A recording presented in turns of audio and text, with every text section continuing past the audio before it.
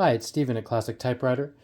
Welcome to your beautiful new, staggeringly vintage, life-alteringly non-digital writing machine. I'm going to walk you through this 1960s Brother Deluxe typewriter made in Japan. And one of the quintessential models of the 70s. I will put 2 screws back in those holes. Most of the machines I deal with are made in the United States. This one's made in Japan in the heyday of Japanese manufacturing. This cover lifts off like so. These little pins fit into these little grommets. I'll set this aside for now. Touch control. If you have a light touch versus an H hard touch, red, black, or no ribbon color selector.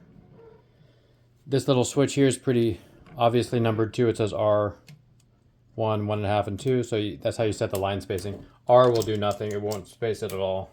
So it's like a free thing. And then 1, 1.5, and double line spacing. This carriage lever folds down for convenience. Left and right margins, just push this little plastic button. A little bit of plastic on these machines, not too bad. Sometimes these break off in shipping. This is the margin, or this is the carriage release, this switch here.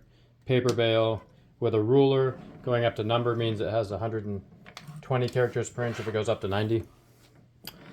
Often these keys will yellow. We have ways of whitening them. These ones are really nice as is.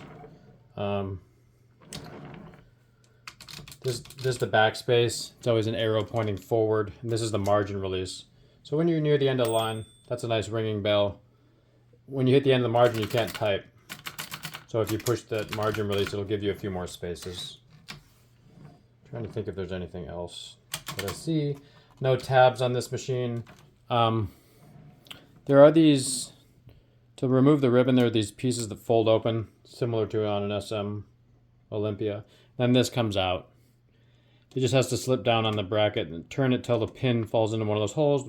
Put that back. Make sure the ribbon is fed through this 2-prong piece here, which automatically reverses the ribbon. I don't see a manual reverse, which is interesting. This is a pretty robust ribbon reversal mechanism. It actually works. A lot of them get stuck over time. Put this cover back on here. These were used a lot by students because when you get, I'm having trouble because this keeps turning. When you get them, it'll say approved by parents, Reader's Digest magazine on a golden sticker here, which is hard to remove. I often leave it on. Oh, there's one more thing. This is a little carriage. This is the carriage lock. You just fold that back and that'll just physically block the carriage. A very strong mechanism, not like the Latura 32, which has a very wimpy carriage lock that often bends and breaks. Oh yeah, and listen to this. It's like a switchblade. That little paper support just came up when I push this button. That'll get stuck if it sits for many years. It's also a pretty thin slot, so if it's bent or this is warped at all, it won't come out. The bottom is a nice enclosed. Sometimes there's an X here, and sometimes it's just smooth like this one. These are kind of grommets used as feet. The feet are usually broken up, smashed to bits. I'll do a little typing demo, then I'll walk you through the case. It doesn't have a left side page guide like some models. It's a streamlined thing. Let's align it just with the 0 over there. I'm going to set this margin where I want it. And I'm just going to type my customary note. Can you see there?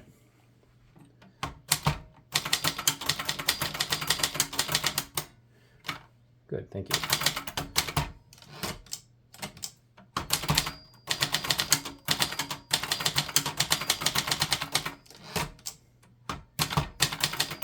It's not very insulated. You can hear kind of jing, jing, jing, jing, cha, cha, cha, cha. That's just kind of, it's just a kind of a streamlined model.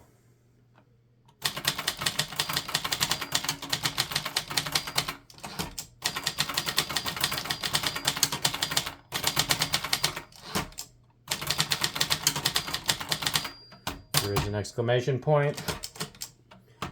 See, you can set that as double space. I just went over twice. That'll double space it.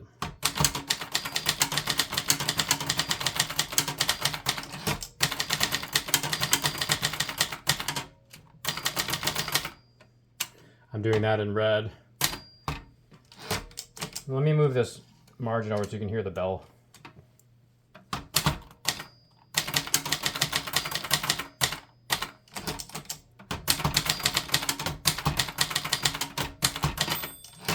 Hear that?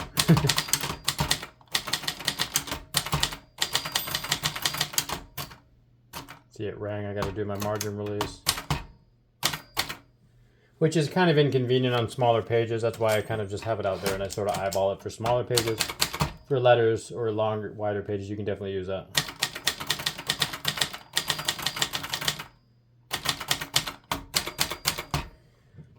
And this is a carriage shift. And that'll be the carriage lock. So there you go. Lovely. I use this handmade paper, which I enjoy. See, if you get this margin a little too far over, I would get it over here more just to do the demo, but just pointing out if you want it to look really nice. Let me walk you through the case. The case is kind of a minimalist affair. These are sort of like a mix between maybe like a Hermes Baby and a Latura 32. You can tell how they borrow features from various machines. So in the Latura fashion, this just sits in the case. This folds down. It often will ding the paint here. I wrap it when I ship it, but that's just how it goes. There's often a manual in here. And this is just an obvious zip case. Self-explanatory enough. Pretty streamlined. This is one of the more portable models.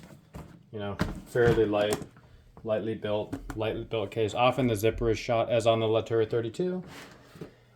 I try to find ones that work as well as I can. These come in light gray and blue, and they come with an assortment of different branding. Webster, Brother Deluxe, Gallant, and then sometimes this has some red in it. There's just a million. There's so many assortments of just, the only thing different is this cover for those models. This is called the Brother Deluxe, which, you know, they get creative with names. Deluxe is such a standard thing to add onto every typewriter. So just enjoy your writing. Beautiful, streamlined machine, kind of minimalist. Will get you where you're going. I hope you enjoyed this tutorial. I'll see you on the other side. Thank you.